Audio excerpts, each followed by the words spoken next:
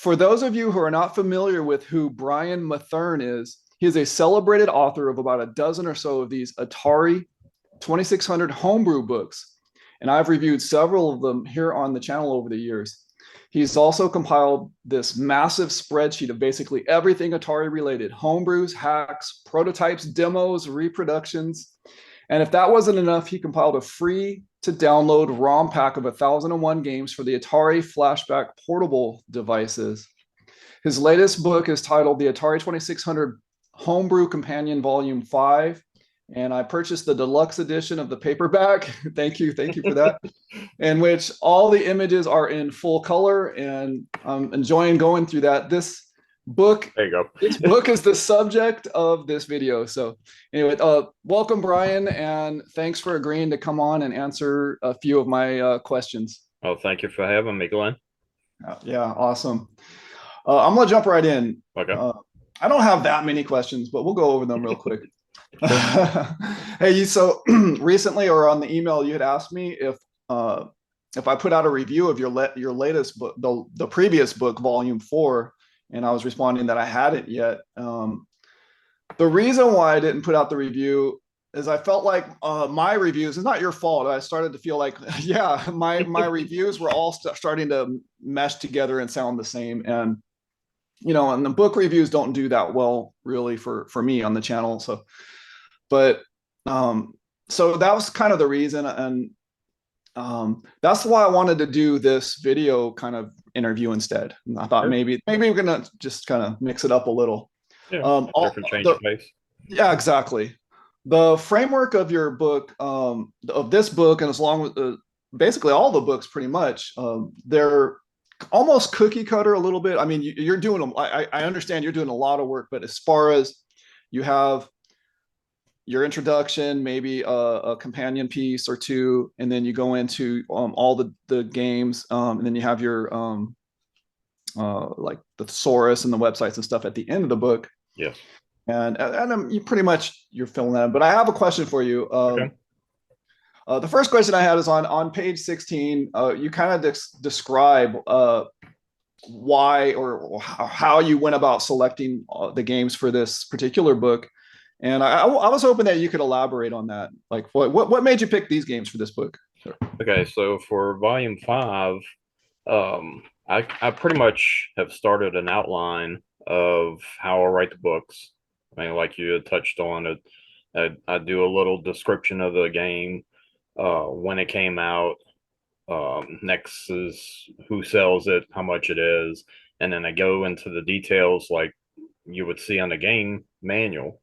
How many players, how to play the game, and then I end off with like tips of sometimes how to beat the game, and remarks from the programmers, and then usually I end with analysis. I try to keep it just one or two sentences because I like my books to be anti-bias one way or the other, and so the analysis is just my opinion.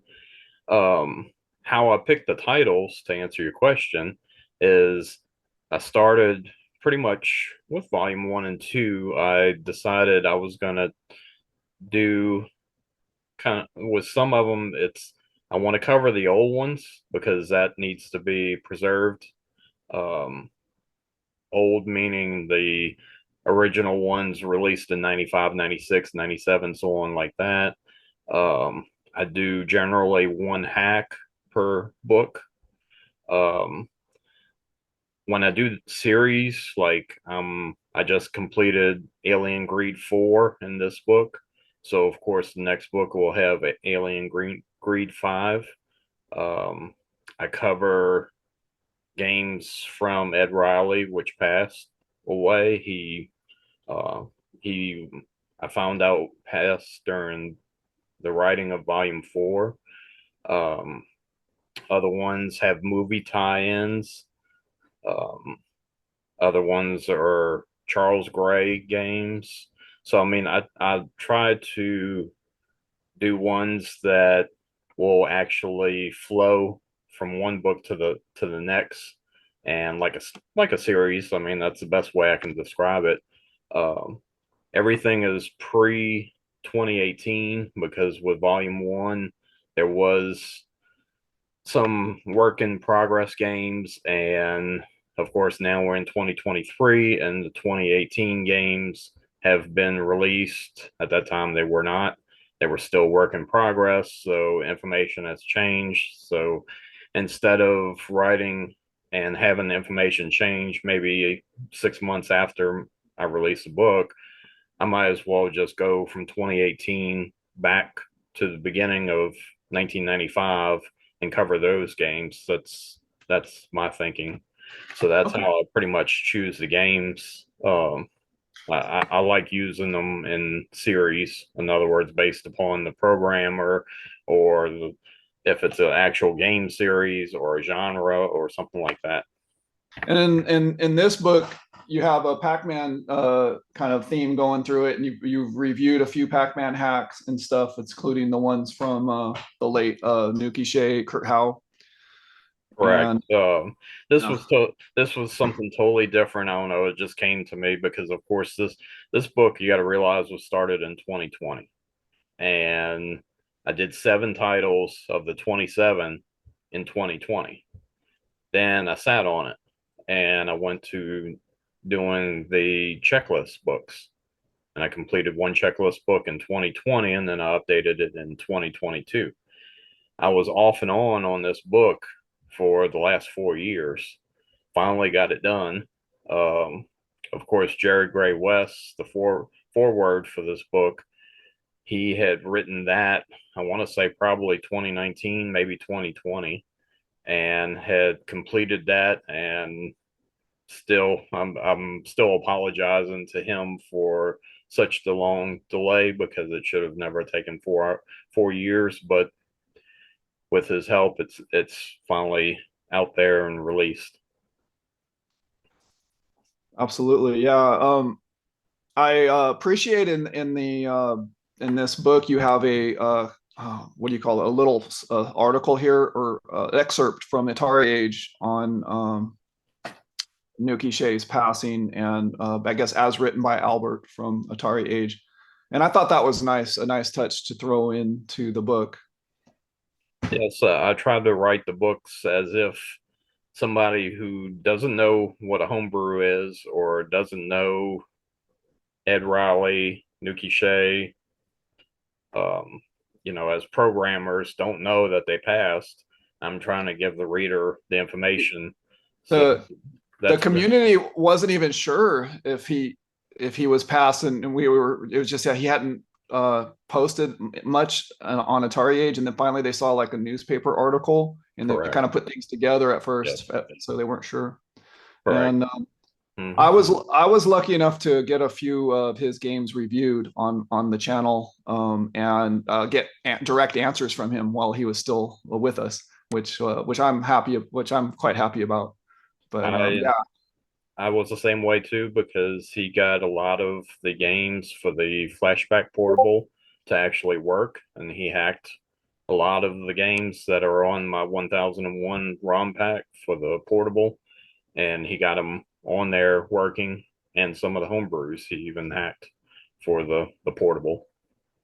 Oh yeah, that he was amazing. He would go on there on the Atari Age forums, and it didn't matter who you were. If you had a question, he would just, if he could help, he would go on there and try to help you out with his answer. Yes. And some of those answers were quite technical, you know.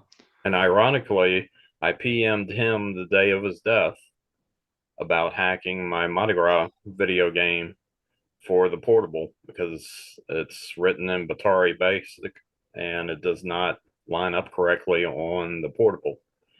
And it coincided with the same day as that article was. Oh wow! And Yeah. I'm assuming, didn't get back to you. That No, was yeah, no. okay. On the in your book, you had mentioned that you get permission from as much as you can from the developers before Yes. posting their hacks, and I was wondering, like, why do you have to do that, or do you, or is it just a courtesy? Courtesy. Okay. Just courtesy that started from volume one. Um, of course, the games I try to send a proof to every programmer to find out. I mean, it's twofold: to get their permission, but then also two, to make sure that the information I'm putting out there is correct, because this is being archived for, Okay, right. you know, of the It's got to be past. hard to contact some of the, or I mean, I don't know. Maybe with your comprehensive spreadsheet, you have contacts for everyone. But I have a hard time when I'm doing reviews sometimes getting developers to respond to my questions and things. So Well, it's not every one of them have I ever been able to reach. I mean, I'd say I'm about 95%, but there are a few that, some of the older titles. Um, One that's coming to mind is The Man Goes Down. Alex, that is MIA for years. mm. Nobody's been really able to chat with him and talk to him. So you pretty much you have to kind of write your outline and try to fill in those blanks the Yeah. best you can, and then just kind of maybe vet it. Have a few people maybe. Do you do any fact checks or anything? Oh yeah, I have proofreaders that actually proofread my work. I'm not perfect by no means, so Yeah. that's why I have a team of proofreaders that will actually go through my book and help me. Are you able to play a homebrew game anymore without like really thinking about writing notes down and jotting down everything you're thinking about it and for your next book and that sort of thing? I kind of had a feeling about that. I was wondering about that. Well, surprisingly, I don't play too many. Okay, okay. Most of my time is between all Writing the different books. projects that you've just covered, and actually, most of my information would come from the game manuals themselves. Now, of course, I do tremendous research in the forums to get the other information that cannot be found in the game manuals, such as the clues, hints, tips, strategies, um, things like how it was programmed, if it was assembly or the basic Atari, you know, stuff like that that can't be found in the game manual. So, but a chunk of the write up, which of course is under the gameplay heading, comes from the game manuals themselves. Okay, yeah, that makes sense. Yeah, you can get a lot of information from there. I've also been able to pick up information from various websites, including Atari Age, I think Moby Games, and a few others that have some of those little nooks and crannies Yeah. on some things. Atari Mania, Yeah, Atari yeah. Compendum. There's several websites out there that have information, So I try to gather it all up off the internet and put it all into one, you know, in one place about one title. You've So done a great job. I really like these thank handbooks you. are beautiful. They're only about 182 pages Yep. each, and you do a good job of keeping them consistent. Now that's done. That's done on purpose. You mean the exact page count? Yes. Is that for the size, the stacking the books together, that sort of That thing? that was my thing when I first started these books, were whatever the first one was going to be size wise, I was going to keep it that way for as many as I can. So my target every time is 182, and that keeps the price down at Amazon, and it keeps them all looking perfect, uniform on your shelf when you have the whole set of them. And this, I don't remember. You've had a few other deluxe editions, right? Were those also in color, the Yes. deluxe ones? Is that the main difference? Volume 1 and 2 were done in deluxe also, but at a higher price, because Amazon only offered premium color option. So when I set up the books, I have to choose either black or white or color. So literally, I have to set up two different books so that readers have the option of black or white or color. I Oh, can't you okay? I can't Yeah. set it up as one book with the two options. So I have to Oh, set it up as two books. And of course, it has to have a different title. So I have now called them the deluxe editions. Well, gotcha. the first two were very pricey, $31 each at the Amazon USA website. So with number 3 and number 4, never got around to it. It didn't, the color editions didn't sell very well. Volume 5, Amazon now offers standard color at a lower rate. And so now I'm able to offer $19.99 the deluxe edition versus the black and white that's $13.99. And by the way, it's so much worth it to get the color images are so much nicer to look at and everything. But Yeah, the black and white is traditional to the 80s high score novel game books that we got back in the 80s that told you how to win at, Pac-Man, win at Space Invaders, win at asteroids. So that's the tradition of the black and white with the cream color pages. I noticed in your last few books that you've had there's an article by James O'Brien from the Zero Page Homebrew channel, Yes. and that's talks all about what a homebrew is. And I was kind of curious, is that going to be a mainstay now for all the books going forward? Well, it goes back to the point that I made about my readers. I'm writing this book as if somebody knows nothing about homebrew. So I had him write a column, I think volume 3 it started, of what a homebrew is. Because I had one which was pretty much a Wikipedia type description. And I was like, well, James has the Twitch program, so why not have him explain it in layman's terms for one of my readers that might not know what a homebrew is. So I included in every book because I'm assuming that a reader might just pick up volume 5 and has never read the other 4. So if I just put it in one book, they're not going to see it in number 5. So I include it's a 2-page description of what a homebrew is. So I include it in every book. Okay, that makes sense. And it's a great article. It really is. I just heard from James, I think today or yesterday, and he had just checked. It was regarding that article. I said, "Hey, I really liked your article in the Homebrew Companion book," and I think I sent that to him in 2020. Yeah, I just keep reusing it. It's quality stuff, so I just keep reusing it in every volume. Now, I'm going to say something might be a little controversial. I don't know, but Okay. on the back of your book, I believe it makes a bit of a dubious claim that every single homebrew hack of Pac-Man is made for the Atari is in here. And I don't know. Is that true? And then I'm kind of curious because I guess it depends on your definition of how you define.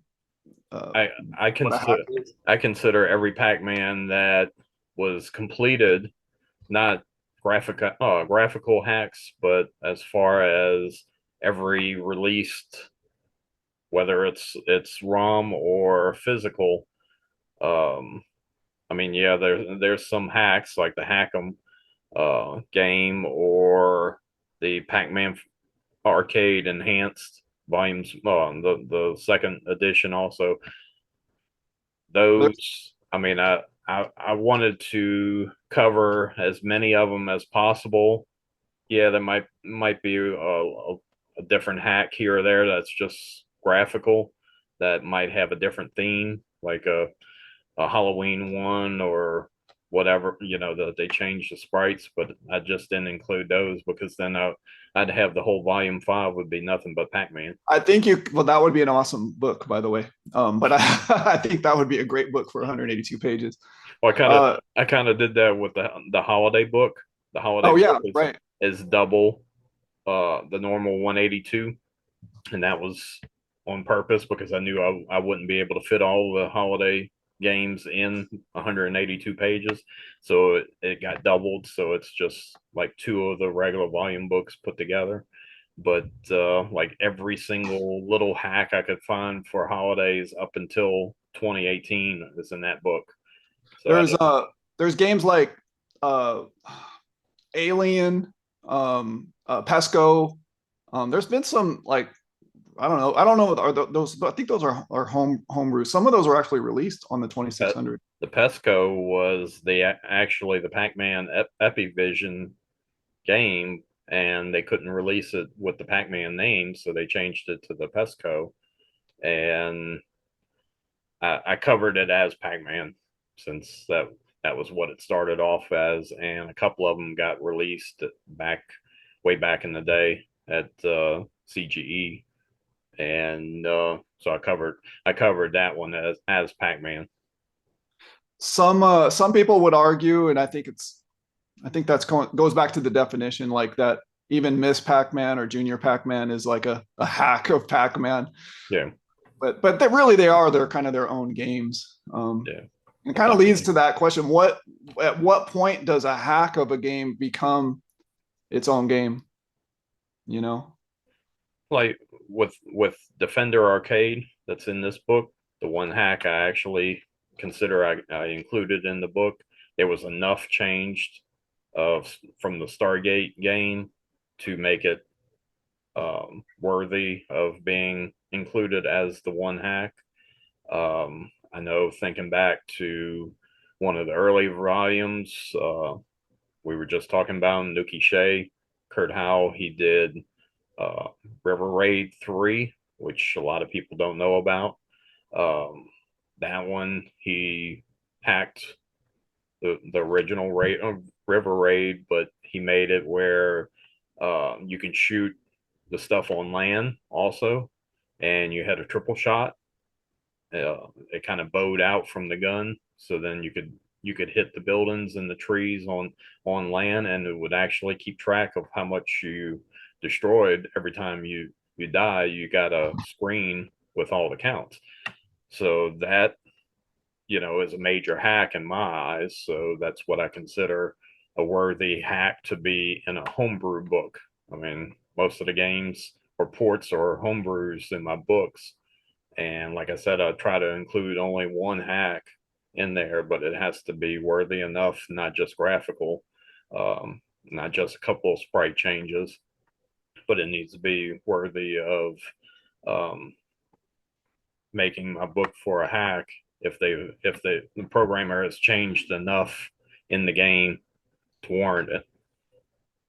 All right, yeah, makes great sense. I kind of want to shift gears and ask you about your comprehensive homebrew list for the 2600, Yes. which is just this amazing spreadsheet of it seems like millions of different hacks and homebrews and stuff. I was wondering how did you get started doing that? Like what made you Wow. do that? So went to the Houston Arcade Expo in 2013 and for the first time, and I actually signed up to help Albert with Atari Age to set up the booth there. And I knew about homebrews, and of course he had tons of homebrews on demo there at the expo. And after returning back home from that expo, I realized that there wasn't like one place, not necessarily just like one download that would give you every homebrew, but there wasn't a one place to find all all these different type of homebrews. I mean, you had the Atari Age store, you had the Atari Age forums, but then you had other places where ROMs were being posted.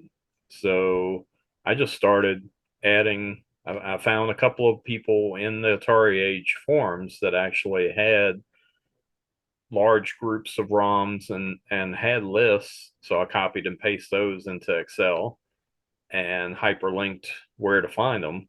And it started off just being for my use only. Then I told somebody about it online, and they were like, "Well, you need to share that with the community." So then I posted it on my Microsoft OneDrive, did a tiny CC link for it. So then it was easier to find instead of a monster URL. And as the years went by from 2013 to I'd say at least 2020, I just nonstop just kept adding to that list, and it grew and grew. I think it's 3,000 entries that I have on there. Of course, unfortunately, recently I have not been working on it. I haven't updated it in a couple of years. I need to get back on it. I do keep a separate list of the ROMs that are posted daily. So I do have a list to go back and add to the spreadsheet, but I just don't keep up with it Yeah, like I used to. I think it's so much work to do that, to keep that Yeah. maintained. It's a tremendous effort. So it leads me to the next question, which I think I know the answer to is, would you ever consider doing that for any other systems? Is it 2600 enough? Probably fill your timetable. There actually there actually is one for the Vectrex out there. That you worked on? Yes. Oh, really? Same format, of course, a lot smaller, but there is one, and I have a tiny CC URL for that one also. Oh, wasn't even aware of that one. I mean, I probably read that, but I just don't. I didn't remember seeing that. It's out there, but it hasn't been updated in years. So it was done in that same time frame from probably 2015 to last entry was probably 2019, 2020, somewhere in there. But it was the same spreadsheet, same outline, hyperlinks and everything, that I could find out, because that's my second favorite console, or should I say my first, you know, because I actually owned the Vectrex and still do today, from my childhood. And I had that one first in '82, and then I didn't get my Atari until the Christmas of '86, and I got a junior that year. So um, Vectrex is even special uh, um, console system to me, even more so than the Atari 2600. But uh, I've actually thought about writing these same homebrew companion books for the Vectrex also. Oh, yeah. Maybe the audience is smaller though, but that would be cool. Yeah, Yeah, that would be it nice. is the next biggest one behind the Atari 2600 community, but Is it? not pre Nintendo. Yes, Okay.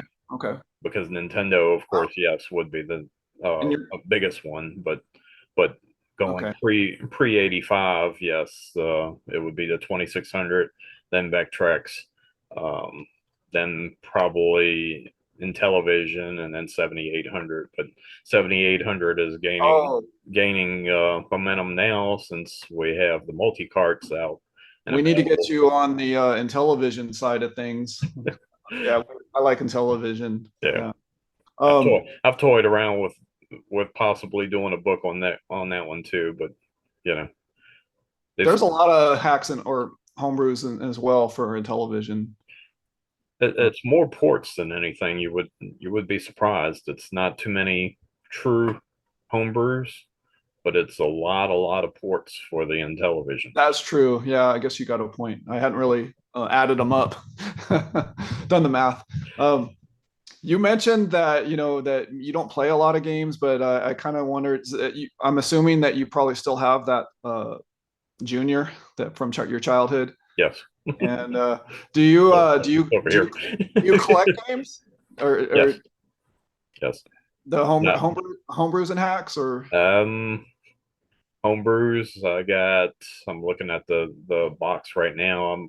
I might have like 30 to 35 homebrews. I mean, I'm not an avid collector, but I probably have, 10,000 ROMs on my Oh, external hard drive, because I have not only the final ROMs, but I have all the beta test ROMs, and the as it was work in progress ROMs. So I have a astronomical amount of ROMs, as a backup. on the in the back of your book, it mentions your other projects, and are those pretty much accurate on Yes. page 179? Is that those are kind of the things that you're still working on? It mentions the Atari Flashback Portable and your homebrew comprehensive list, which we talked about. But are you planning to put out? Are you how many more of these books are you going to put out? I mean, what's your plans? Um, it's going to be at least a couple more.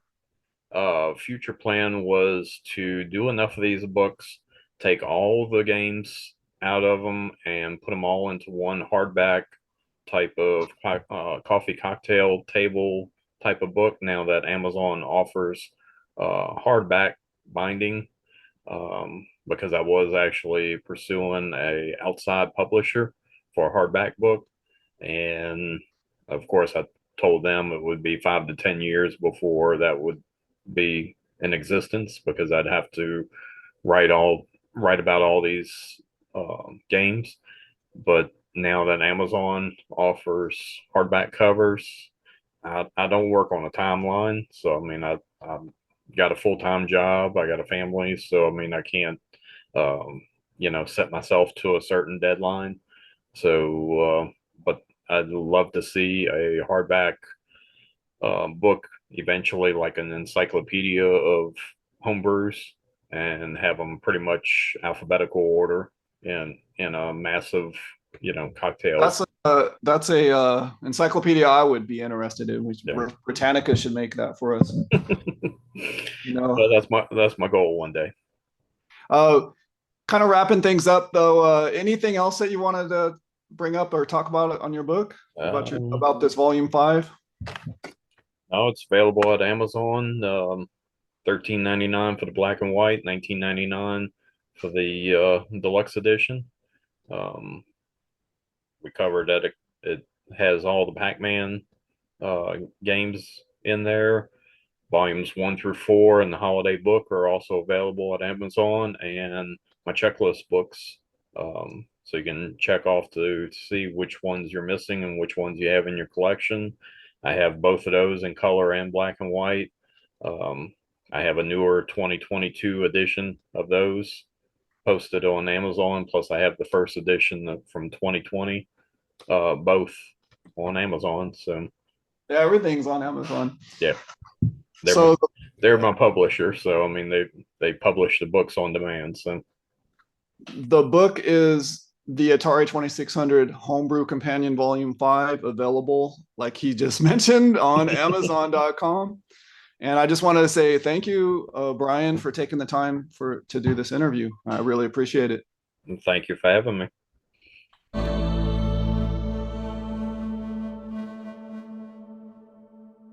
One of the questions I had was, what is the process for selecting your contributing articles to the book? I really enjoyed the included articles, and would you be open to asking specific homebrew developers to write future columns, like John Champeau or Lewis Hill, or there's a whole bunch, Oscar Toledo, or I don't know. There's some of those, who's written a book on the Atari 2600.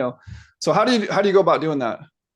Actually, they starting to come to me.